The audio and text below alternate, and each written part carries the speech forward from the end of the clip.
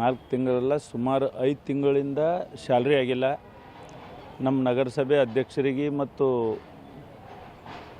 ಆಡಳಿತ ನಡೆಸುವಂಥ ಇಲ್ಲಿನ ನಮ್ಮವರೇ ಪೌರಾಡಳಿತ ಸಚಿವರಿದ್ದರು ಇಷ್ಟು ದಿವಸ.